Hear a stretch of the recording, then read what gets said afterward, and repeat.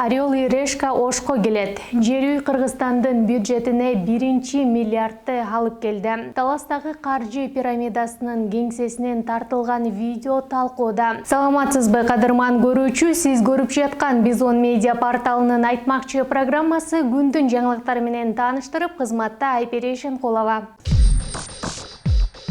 Орел и решка ошко келет. Популярдуу Орел и решка туристтик шоусу Кыргызстанга келүүнү пландап жатат. Настя, скажи, пожалуйста, ты когда-либо мечтала побывать в Киргизстане? Да как-то нет, не мечтала, если честно. А почему? Бул тууралуу уюштуруучулар расмий Инстаграм баракчасында жарыялашты. Маалыматка ылайык, бул жолу алып баруучулар Кыргызстандын түштүк борбору Ош шаарына келишет. Алар 4-июльдан 11-июльга чейин Ошто болушат. Учурда продюсерлери тартуу иштерине көмөк көрсөтүү үчүн Ош шаарындагы жергиликтүү тургундарды издеп жатышат. Я вам нужен, а вы мне нет. Айтмакчы, Орел и решка туристтик шоусу Кыргызстанга 2013-жылы келишкен. Анда алар Кыргыз өлкөсүнүн тоолорунун кооздугун, салтын, маданиятын жана меймандостугун көрсөтүшкөн. Кыргызстан очень красив. Горы, озера. Но местные обычаи и традиции показались мне слишком жестокими. Ну их. Жер үй Кыргызстандын бюджетине 1 миллиардты алып келди. Да ладно! Альянс Алтын компаниясынан төлөмдөрдүн негизги 3 түрү боюнча дагы 219 миллиондон ашык каражат бюджетке которулду. Апрель айындагы 140 миллион сомду эске алганда 2 айдагы төлөмдүн көлөмү 360 миллион сомго жетти. Сколько? Май айында Альянс Алтын компаниясы 3-июнда киреше салыгы боюнча төлөмдү өз убагында которуп, гонорар төлөп, инфраструктураны өнүктүрүүгө каражат которду. 142 миллион 814 миң сом киреше салыгын 2021 жылдын май айына карата төлөө болгон. Алтынды сатуудан түшкөн суммадан 54 миллион 928 миң сом төлөндү. 21 миллион 971 миң сом жергиликтүү маанидеги инфраструктураны өнүктүрүүгө чегерүүлөр болду. Ошентип, жыл башынан бери компаниянын кызматкерлеринин келечектеги пенсияларын түзүү үчүн Кыргызстандын социалдык фондуна дээрлик 55 миллион сом камсыздандыруу төлөмдөрү которулган. Жер үй кени боюнча бардык төлөмдөр Кыргыз Республикасынын мыйзамдары менен жөнгө салынат. Ну что мы себе делаем? Конечно, обратно в бюджет. Каражаттарды бөлүштүрүү жана алардын сарпталышын көзөмөлдөө Кыргызстандын өкмөтүнүн деңгээлинде жүргүзүлөт. Что, я не понял? Жергиликтүү инфраструктураны өнүктүрүү жана тейлөө үчүн салымдар кирешенин 2%-ын түздү. Мыйзамдарга ылайык бул каражаттар 3 фонддун ортосунда бөлүштүрүлөт. 50% облусту өнүктүрүү фондуна, 30% райондуу өнүктүрүү фондуна, ал эми 20% кен чыккан жердеги жергиликтүү бюджетке. Все сразу понятно стало.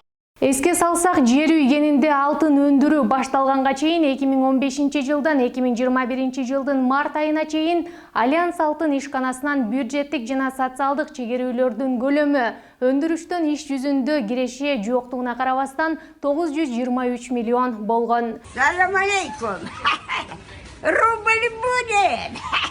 Негизги иш башталгандан кийинки алгачкы төлөмдү эске алганда, башкача айтканда, апрель айында 140 миллион сомду жана май айында 220 миллион сомду түзгөн компаниянын төлөмдөрү өлкө бюджетине 1 миллиард сомдон ашып 1 миллиард 329 миллион сомду түздү. Таласта элдин акча жыйнап пирамида сыяктуу ыкма менен иштеп жаткан компаниянын иши териштирилүүдө. Мынакей жамаат акча саналып атат. Мынакей сотрудниктер отурат, биякта эжелер берди иштеген.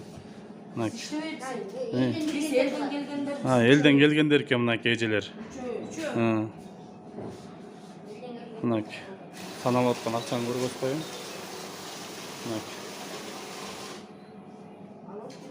Аталган уюм эл биримдиги өнүктүрүү фонду деп аталып, элди жакырчылыктан чыгаруу максатын көздөй турганын, акча чогултуп кайра көбөйтүп берүүнү убадалаганы айтылды. Ал арада социалдык тармактарда милиция кызматкерлери 3-4 жаран менен биргеликте бир нече капка салынган жана жерде үйүлүп жаткан акчаны санап жаткан видео жарыяланды. Дорогой самодержец, мы пропали. Я требую продолжения банкета. Талас облустук милициясы сотко чейинки өндүрүштүн алкагында фонддун кеңсесин тинтүү жана каражатты саноо жүргүзүлгөнүн билдирди. 4-июнда чакыруу түшүп ыкчам топ барганда Талас шаарынын автовокзалынын ичиндеги имаратка коомдук өнүктүрүү багытындагы фонд ишмердүүлүгүн жүргүзүлүп жаткандыгы аныкталган. Анын өкүлү Талас районунун Таш Арык айылынын 37 жаштагы тургун экени белгилүү болду. Ой, дура! Ал өзүнүн намына Ашар касса жоопкерчилиги чектелген коомун ачып, кийинчерээк эл биримдиги өнүктүрүү фондуна өзгөртүлгөн. Аталган факт боюнча ал жаран шаардык ички иштер бөлүмүнө алынып келинип, түшүнүк каты жазылган деп айтылат маалыматта.